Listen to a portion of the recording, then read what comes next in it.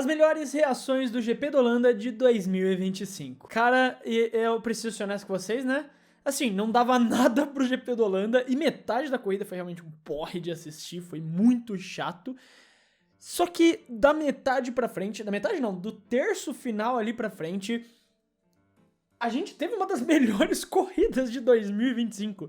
A gente teve, assim, os 2 terços iniciais, possivelmente uma das piores corridas de 2025, e o terço final, uma das melhores corridas de 2025. Insanos contrastes que tivemos em Zandvoort. Bem na hora que o Zandvoort decide que quer sair da Fórmula 1, eles resolvem entregar uma das melhores corridas da temporada, simplesmente. E, cara, eu tava preocupado durante a corrida, já pensando, pô, não vai ter nada pra falar no vídeo. O que eu vou falar no vídeo, sabe? Mas aí, um garotinho italiano garantiu que a gente tivesse muito conteúdo pra esse vídeo aqui. Então, sem mais enrolação, bora ver as melhores reações, os melhores memes, as melhores histórias que nós podemos tirar do GP da Holanda de 2025. E a gente vai começar com aqui, né? Porque a cadeira do Fred Girnos trouxe pra gente um evento que aconteceu no começo da corrida. Bortoleto larga mal, é tudo esquema de aposta. É esquema de aposta, tá corrompido, tá vendido, pode chamar a FIFA, nem a FIA, chama a FIFA lá, chama o VAR, tá vendido, tá corrompido, o sistema é falho, é esquema de aposta. Não, brincadeira, a gente obviamente não sabe exatamente o que aconteceu, mas o Bortoleto largou muito mal, o Bortoleto realmente largou muito mal nessa corrida, a gente não tem certeza se foi algum problema do carro, porque foi uma largada muito ruim mesmo. Então ainda quero esperar pra afirmar alguma coisa, pra dizer que realmente foi um problema dele, até o momento que eu parei pra gravar esse vídeo, pelo menos, não tinha nenhuma confirmação, nenhuma fala, nem nada, nem do Bortoleto, nem da Sauber. Então a gente tem que esperar pra ver se foi culpa dele mesmo ou da Sauber, mas uma largada péssima numa pista extremamente difícil de ultrapassar e que comprometeu basicamente toda a corrida do Gabriel. E depois disso, a Sauber optou por fazer uma estratégia mais ousada quando a gente teve o safety car. Eles quiseram segurar o Gabriel e não fazer a parada com o pneu duro que ele tinha 35 voltas, se não me engano, alguma coisa assim. E a ideia era exatamente de parar não parar o Gabriel e aproveitar que Zandvoort é uma pista travada e tentar fazer com que ele segurasse assim a posição até o final da corrida. Que eventualmente não deu certo, ele foi sendo engolido por todo mundo e quando ele tava lá já em 14º, 15º da vida, pararam ele pra ele botar os pneus macios novos. E daí teve alguns comentários na live do Que Pode Esse, ou como esse aqui do Alves Vasco: seja feliz, Girnos, vá pra sede da Sauber e seja feliz. Por conta de um meme antigo que eu falei, né, da gente organizar, a gente que é organizado no Bortoleto ir até a sede da Sauber protestar lá. Eu definitivamente não acho que a Sauber errou em não parar o Gabriel. Tipo, a corrida do Gabriel já tava comprometida, ele não ia pontuar. O pessoal tá falando como se assim, a Sauber jogou a corrida dele fora. Não, ele já não ia pontuar, ele tava em 15º, 16º, 17º quando teve o safety car, sei lá, tava lá no fundo. E a Sauber falou, cara, a gente já não vai pontuar nessa corrida. Então vamos segurar, vamos não parar o Gabriel e tentar arriscar, né? Vamos tentar pensar fora da caixinha, porque a gente não vai pontuar nessa corrida. Então vamos tentar fazer algo diferente. Eles tentaram, não deu certo, beleza. Eu não acho que a Sauber errou de nenhuma forma. O pessoal tá julgando como se a Sauber tivesse cometido um crime. E não, a Sauber falou, tipo, cara, a gente já não tem nada. Então vamos arriscar, se não der certo, beleza, tentamos pelo menos. Agora, quem ameaçou mais do que a Sauber nessa corrida, com certeza, foi a bendita da chuva. E como a gente teve o comentário aqui do Daniel Almeida, afinal, e a chuva? Cara, eu não acredito mais em rádio de engenheiro falando, chuva em 5 voltas, chuva em tantas voltas. Eu não acredito mais. Eu não acredito mais em chuva em 5 voltas, chuva em 5 minutos. Nada disso é verdade. Nada disso é tudo mentira. Os engenheiros estão mentindo e realmente podem estar mentindo, porque depois de 1 minuto mais ou menos, as outras equipes têm acesso ao rádio do que foi falado, né? Todo mundo tem acesso ao rádio. Então eles falam isso só pra blefar, só pra tentar dar uma preocupada, sei lá. Eu não acredito mais em rádio que vai ter chuva no meio da corrida. Teve umas gotinhas ali, e que atrapalharam o Hamilton, mas a gente fala disso quando a gente for falar do Hamilton. Mas ainda assim, não acredito mais em rádio de pessoas falando, e a chuva? Agora, se a chuva não veio, se a chuva não trouxe uma graça pra corrida, uma pessoa fez questão de dar essa graça pra nós.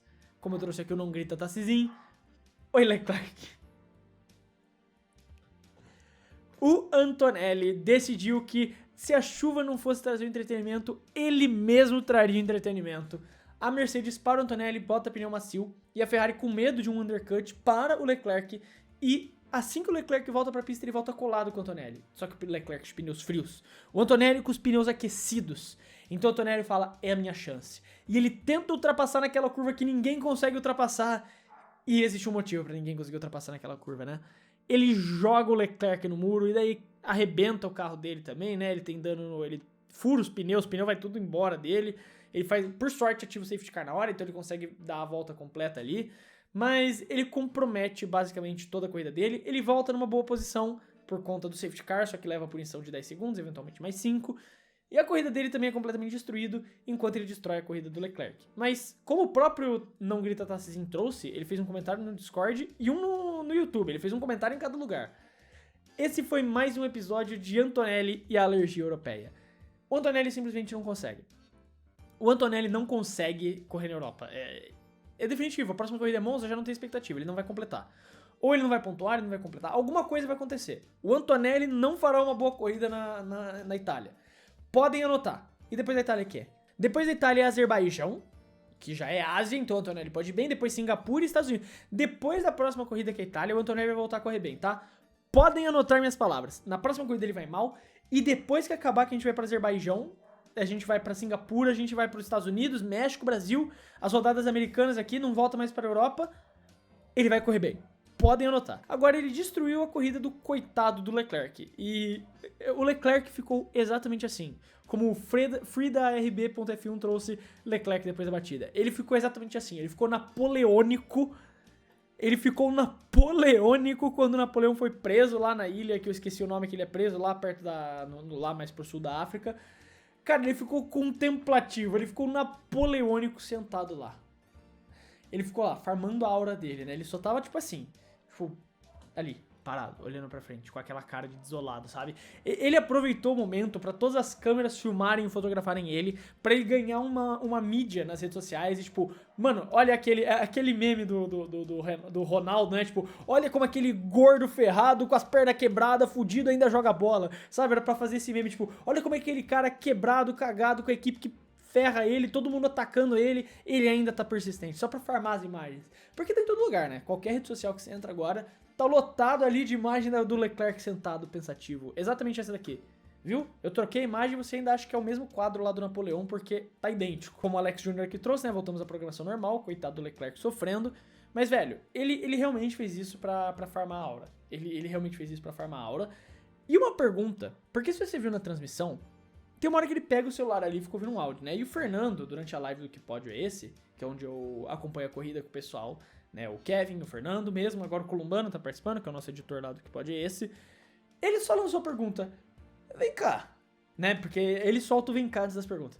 Vem cá, da onde surgiu esse celular, tá ligado? Da onde o Leclerc tirou um celular se ele tava no meio ali do mato da pista? Da onde ele tirou aquele celular que ele tava ouvindo um áudiozinho no Zap? Surgiu da onde esse celular? Você tava correndo com o celular, meu filho? Mas a verdade é que ele ficou ali, como o DBFoot falou, ele tem sido assim, fica sozinho, calado, pensando sabe Deus em quê. Uma referência ao meme do... Meme não, né? A imagem, a foto que a esposa do Thiago Silva postou dele depois da eliminação da Copa do Mundo. Que ele tava na varanda do apartamento dele, assim, olhando pro nada, ela postou a foto com esse texto, e daí meio que virou meme de sempre que algum atleta tá triste, você bota isso daí, né? Tem sido assim, ele fica calado sozinho pensando, sabe Deus em quê. E realmente encaixa perfeitamente, cara. Pô, eu acho que já dá pra dizer que o piloto que mais sofre na Fórmula 1 é o Leclerc. É o piloto que mais sofre na Fórmula 1, bicho. O cara, ele realmente é amaldiçoado. Piloto da Ferrari, né? Pediu pra isso. Então ele tenta aproveitar dessas tristezas pra fazer aqui como o Arthur Furtado disse, o Charles Leclerc farmando a aura, pique o Superman do Henry Cavill. Exatamente, cara. Ele aproveita, tipo, mano, ele já é um ferrado na corrida, tá na equipe que só ferra ele também, dá tudo errado. Quando não é a equipe que ferra ele, vem um italiano aleatório. O problema é a Itália. Cara, agora que eu percebi, o problema é a Itália. A equipe italiana, e quando é a equipe italiana que ferra ele, é o piloto italiano que ferra ele, tá ligado? O problema... Eu tenho medo do que vai acontecer no GP de Monza. Meu Deus do céu. Mas o problema é esse. Então ele faz o que ele pode fazer. E o que ele pode fazer? Farmar a aura. E ele vai ali e fica sentadinho na grama farmando a aura dele. Se você é tifose, assim, no geral você já fica triste na maioria das corridas, né? São raras as corridas que você realmente fica feliz quando elas terminam. Mas como o Mestre Shifu trouxe aqui, não é querendo me gabar, mas hoje a Ferrari me fez chorar porque hoje foi especialmente complicado. O Antonelli tirou o Leclerc e o Hamilton se tirou da corrida, né? O Hamilton fez a favor de se tirar da corrida, naquele momento que eu falo que começa a ter umas gotículas caindo na pista em algum momento, você tem ali, como o Andrade às vezes trouxe, o Hamilton em 2025 enfiando o carro no muro. Coitado, cara. O Hamilton tava bem, velho. Ele se classificou bem, tava bem na corrida. E um erro dele sozinho, escorregão ali. Deu um escorregão e enfiou o carro da Ferrari no muro. E realmente...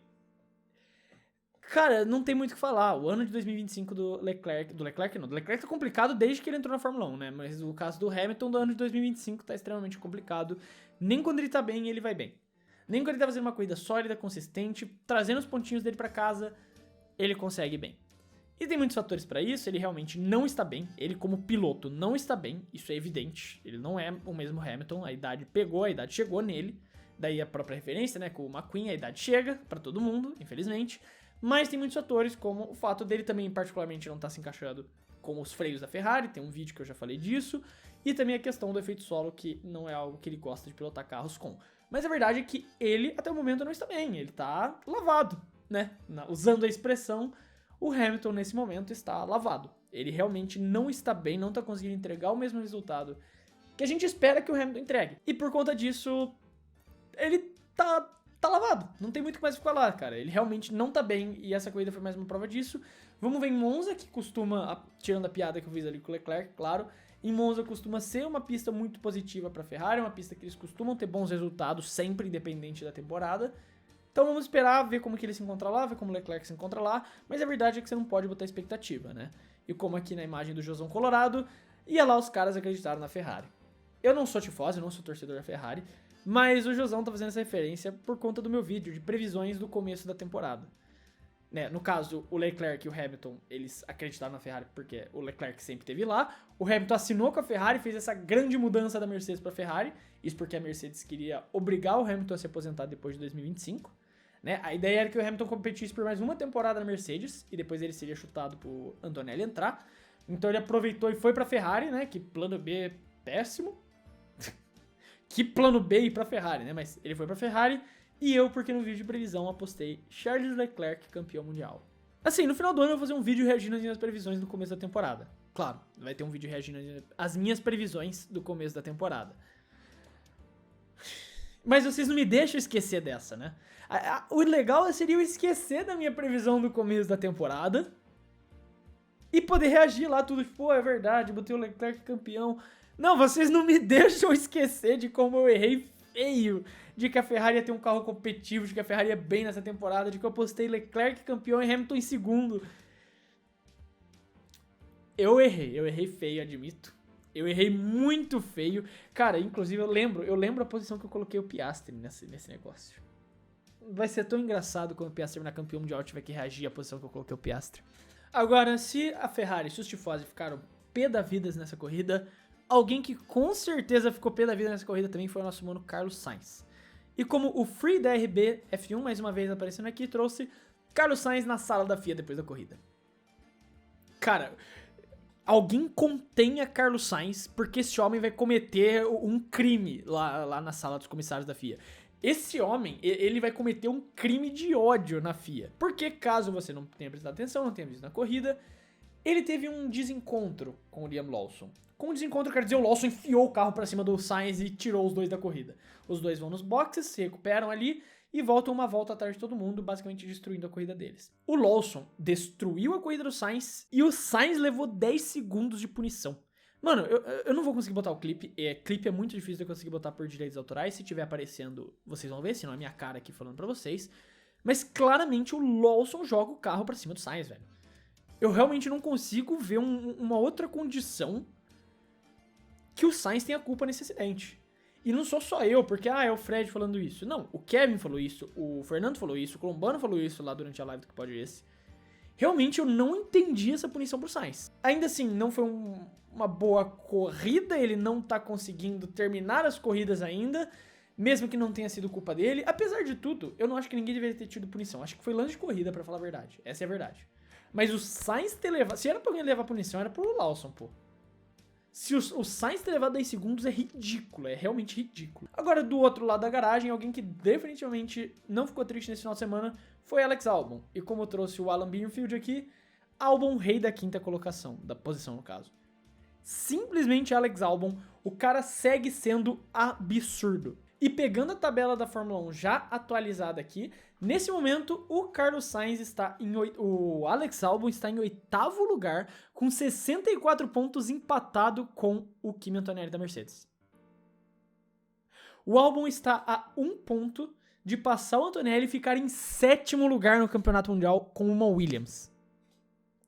A temporada do Albon, até o momento, é espetacular. Mesmo quando ele vai mal, cara, nessa corrida ele classificou em 15º. Ele se classificou muito mal, ele errou na classificação. E ele vai, se recupera e termina em 5º lugar essa corrida. Uma corridaça do Albon, uma baita de uma corrida absurda. O Albon cada vez mais provando que ele é piloto, que o Albon é um ótimo piloto. E que ele só não tem o equipamento ainda pra isso, e que se tudo der certo em 2026 ele terá, mas ele não tem o equipamento pra isso ainda. Numa Williams que tá bem abaixo, que não tá entregando mais aquele mesmo resultado de antes, ele vai lá e consegue computar um 5º lugar, importantíssimo pra manter a Williams na 5ª colocação. A Williams tá em 5º lugar com 80 pontos, em 6º lugar a Aston Martin, em 7º lugar a Racing Bulls, que são duas equipes que fizeram pontos nessa corrida. Então esse 5º lugar do Albon é muito bom para ajudar a Williams a continuar pontuando, 10 pontinhos na conta, ainda aproveitando que o Lawson não pontuou pela Racing Bulls. E as duas Aston Martins pontuaram abaixo, né? Foram pontos baixos.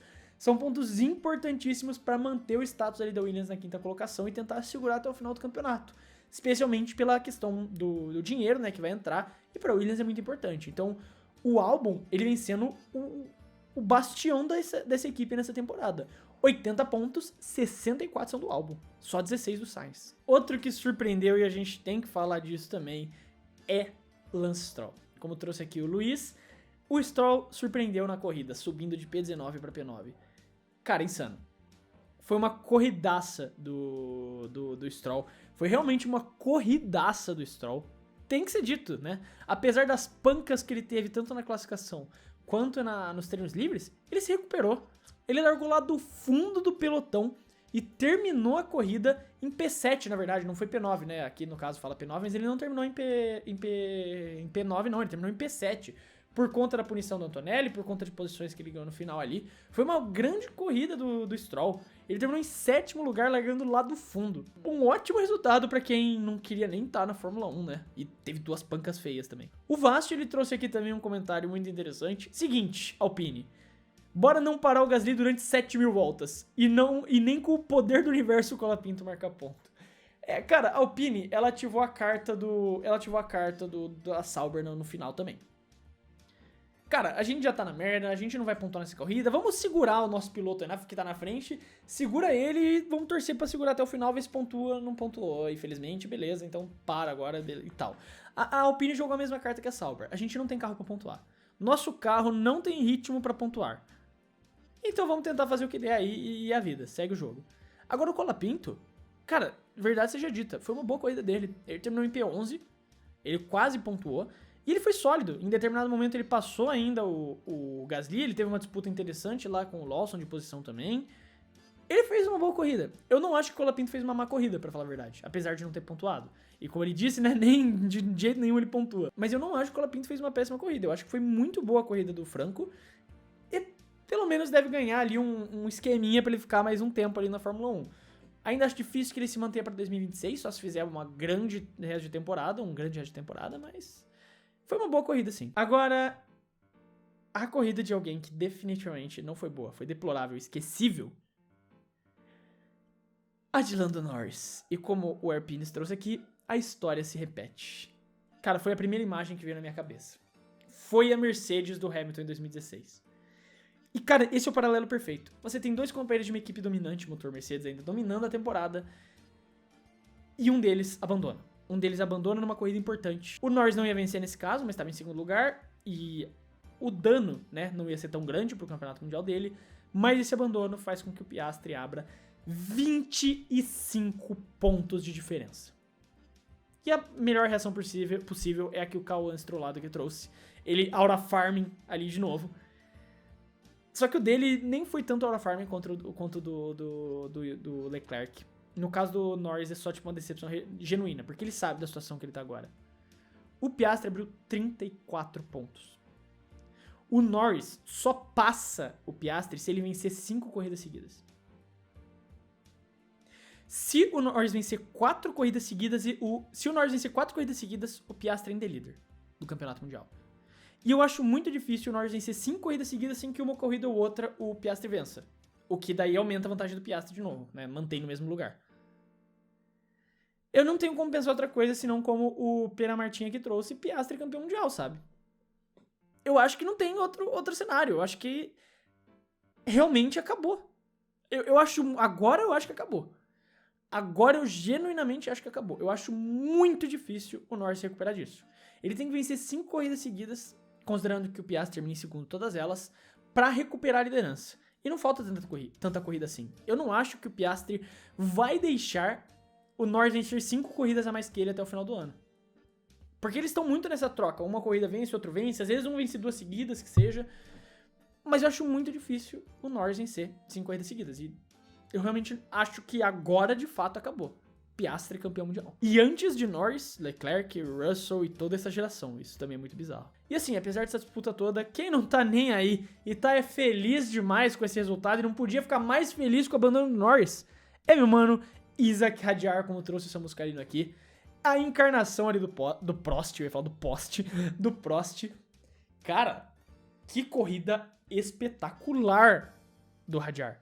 E não foi, tipo assim, os pódios da Racing Bulls, geralmente, as vitórias da Racing Bulls, Toro Rosso, AlphaTauri, que seja, geralmente vieram de situações que a sorte contribuiu muito pra isso. E ainda assim, a sorte contribuiu pro Hadjar subir no pódio, porque se não tivesse o abandono do Norris, ele não teria subido. Mas ele correu a corrida inteira em P4, ele ficou a prova inteira em P4. Ele estava naquela posição. Não foi sorte, um caos colocado. Não, ele largou de P4 e se manteve em P4 a corrida inteira. Como aqui o Juan Frank trouxe, ele se defendeu muito bem. No começo da corrida, ele foi o Giga Hadjar. Ele se defendeu muito bem. Ele criou uma filinha de carro lá que ninguém conseguia passar ele. O Hadjar realmente no braço levou essa corrida.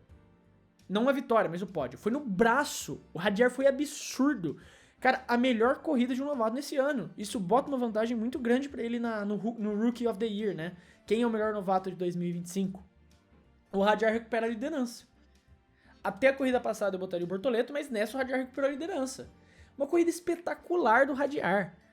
Tipo, do começo ao fim controlado. Em nenhum momento esteve ameaçado o P4 dele e quando surgiu a oportunidade o P3. Nem o Russell de Mercedes atrás dele conseguiu botar essa pressão. Foi uma corridaça. Tipo, de verdade, tem que dar o mérito. O Hadjar, nesse momento, é o melhor novato de 2025. Foi uma corrida, tipo, espetacular. Não tem outra palavra para descrever a corrida do Hadjar. E por conta disso, como o The Gamer trouxe aqui, o celular do Hadjar nesse exato momento ali com a fotinha da Red Bull ligando. Ô Hadjar, meu filho, acabou. Esqueça tudo, rapaz. Ano que vem você tá aqui. E pelo que dizem alguns rumores do Auto Sport, que trouxe isso, né? Ele não tem opção de recusar. Eu acho sensacional o fato do piloto não ter opção de recusar a oferta da Red Bull. E ele vai pra Red Bull ano que vem, provavelmente. Cara, o Tsunoda pontuou, beleza. Terminou ali na P10, parabéns pro Yuki. Finalmente voltando a pontuar. Mas, cara, depois dessa corrida do Hadjar, eu acho que não tem mais discussão aqui.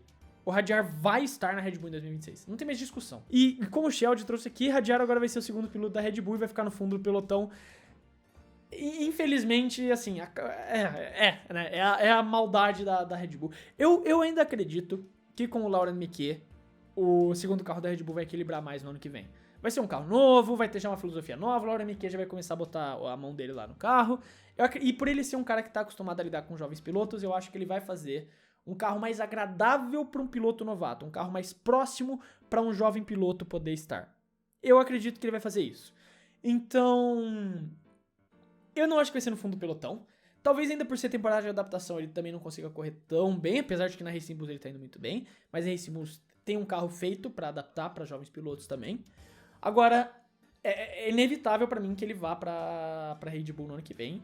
E espero que a Red Bull conserte o problema e que o segundo carro não seja mais tão ruim e tão nocivo pro segundo piloto quanto vem sendo. E agora a gente tem o comentário do Guilherme Henrique. Hoje, com Hadjar e Berman na frente, eles colocam um gráfico de rookies. Que coincidência, né? Hoje, quando o Bortoleto tá lá no fundo, o Bortoleto não é o melhor rookie, tem gráfico de rookie, né? Ah, mas o Antonelli tava no fundo. Tudo bem, mas quando o Bortoleto tava na frente, 2 corridas, não teve um gráfico de rookie na tela, não teve um gráfico de novato. Agora com o Berman e o Hadjar lá na frente, o Bortoleto no fundo, tem. Agora eu tô entendendo. Eu tava brincando antes da conspiração, mas agora eu tô entendendo o seu jogo, hein, fia? Indo na transmissão da Fórmula 1. Mas aí tá as melhores reações do GP da Holanda de 2025. Eu quero saber a sua opinião, o que você acha do que eu disse, se você concorda, discorda, se você mudaria alguma coisa, eu quero saber o que você tem a dizer, então não esquece de deixar ela aí nos comentários. Lembrando aqui também que se você gostou do vídeo e quiser ajudar o Clube F1, você pode fazer isso se inscrevendo no canal, porque ajuda muito a poder continuar produzindo todos esses vídeos aqui pra vocês. Eu quero deixar um abraço pra você que ficou até aqui e até o próximo vídeo.